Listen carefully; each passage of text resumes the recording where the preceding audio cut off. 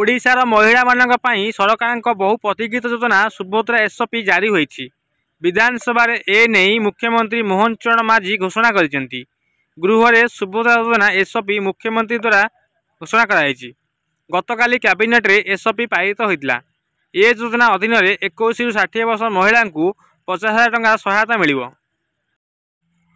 DBT माध्यम 21 ରୁ 60 वर्ष महिला अकाउंट को सीधा सड़क 5,000 टंका प्रदान करा।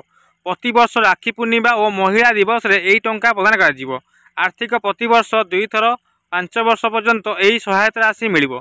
यह द्वारा राज्य में 1 कोटी अधिक महिला उपकृत हेबे बोली मुख्यमंत्री कहिसेंती। यही योजना पई सरकार हिताधिकारी सुभद्रा डेबिट कार्ड प्रदान करिवे।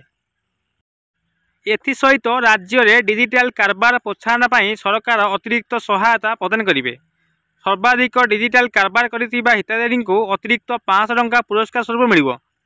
प्रति पंचायतर 100 जन हिताधिकारी को यही अतिरिक्त 500 टंका मिलिबो। तेबे यही योजनार लाभ केउ माने पाइबे और केउ माने बाद पड़िबे से नहीं मध्य मुख्यमंत्री स्पष्ट करछंती। आर्थिक स्वच्छल बगर महिला यही योजनार वंचित हेबे। सरकारी चाकरी करुथिया महिला एवं घरोई क्षेत्र चाकरी करुथिया महिला पाइबेनी यही सुभद्रा योजना। कारण आयकर प्रदान करुथिया महिला माने यही सहायता पाइबे नहीं बोली सरकार सूचना दैछंती। सेहीपरि अन्य सरकारी योजना रे सहायता पाउथिले मध्य सहायता मिलिबनी। एपरिकी मासिक 1500 बा वार्षिक 18,000 टंका पाउथिले मध्य सुभद्रा योजना रे सहायता मिलिबनी।